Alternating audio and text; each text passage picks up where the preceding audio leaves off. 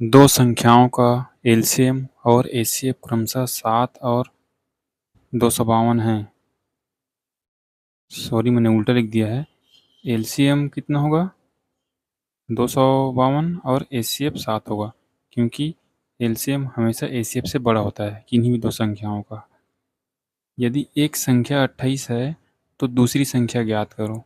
देखिए, ऐसे सवालों को निपटाने का एक फार्मूला बताता हूँ। एलसीएम इंटू एचसीएफ बराबर पहली संख्या इंटू दूसरी संख्या। देखिए, किन्हीं भी दो संख्याओं का गुणनफल उन्हीं संख्याओं के एलसीएम और उन्हीं संख्याओं के एचसीएफ के गुणनफल के बराबर होता है। चलिए मैं एक एग्जांपल ले लेता हूँ। जैसे 2 और 4, इनका एलसीएम क्या होगा 4 होगा और एचसीएफ क्या होगा 2 होगा। और ये तो संख्याएं हैं, तो इनका भी गुणा कर लो ना, तो ये दोनों तरफ बराबर आएगा। ठीक है, इस बात का ध्यान रखना। तो यहाँ एलसीएम कितना दिया है 252 और एचसीएफ कितना है 7।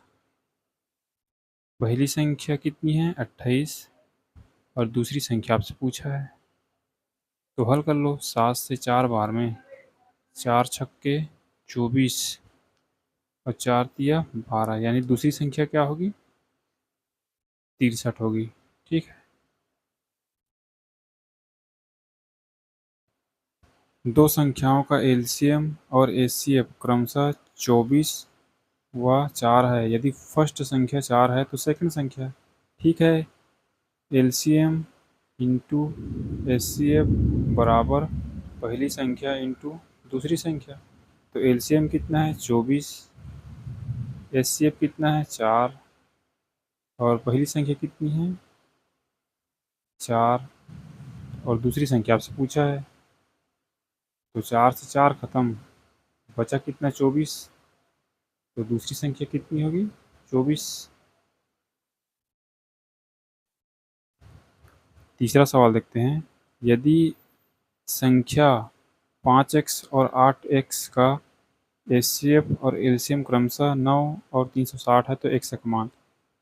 तो एलसीएम कितना है 360 और एचसीएफ कितना है 9 और संख्याएं कितनी दी है 5x और इंटू 8x। इनको हल कर लो। 5 से जाएगा कितनी बार है 5 सत्ते 35 और 5 दूनी 10। 8 से जाएगा 9 बार में, तो 9 नहीं 81 यहाँ से आया और x x का गुणा होगा तो x स्क्वायर। तो x का मान निकालूंगा तो ये जो स्क्वायर है इधर आकर रूट बन जाएगा, तो ये 81 हो जाएगा। तो x का मान कितना आएगा 9। ठीक है, x का मान यहाँ 9 आएगा। यदि संख्या पूछता तो वो संख्या बताओ, तो x का मान यहाँ रख देते तो 9 पंचे 45 पहली संख्या और x का मान यहाँ रखते तो 9 अट्ठे 72 दूसरी संख्या हो जाता। अब इनका एलसीएम और एचसीएफ निकाल के देना यहीं आएगा। ठीक है,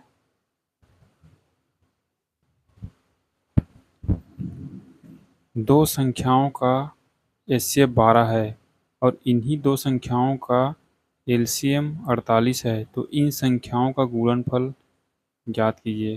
कितना इजी सवाल है। एलसीएम इंटू एचसीएफ बराबर उन्हीं दो संख्याओं के गुणनफल के बराबर होता है, और उसने पूछा भी यही है कि इन संख्याओं का गुणनफल ज्ञात कीजिए, मतलब कुल मिला के आपसे इतने का मान पूछा है। एचसीएफ कितना है 12 और एलसीएम कितना है 48। अगर मैं इनका गुणा कर दूं तो क्या इन दोनों के गुणनफल के बराबर होगा? तो बस यही मेरा आंसर होगा। 12 अट्ठे 96 और 9 बचा, 12 चौक 48 और 9 57, यानी 576 इन दोनों संख्याओं का गुणनफल होगा। ठीक है, दो संख्याओं का एलसीएम 90 है जबकि उनका एचसीएफ 6 है। यदि एक संख्या दूसरी संख्या से 12 अधिक है तो बड़ी संख्या ज्ञात करो। देखिए, बड़ी संख्या ज्ञात करो पूछा है ना, तो एक संख्या को अगर मैं x मान लेता हूँ, x मान के करना, और दूसरी संख्या कितना होगा, x प्लस 12 होगा, क्योंकि 12 ज़्यादा है।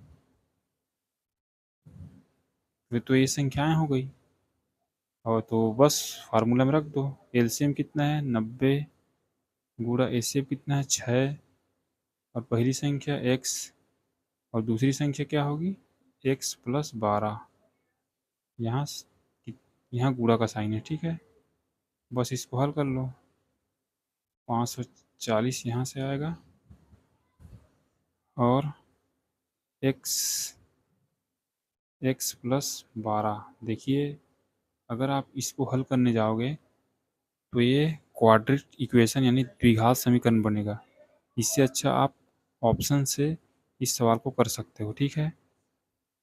तो अगर x का मान मैं 30 मानूँ, ठीक है, अगर मैं 30 मानूँ,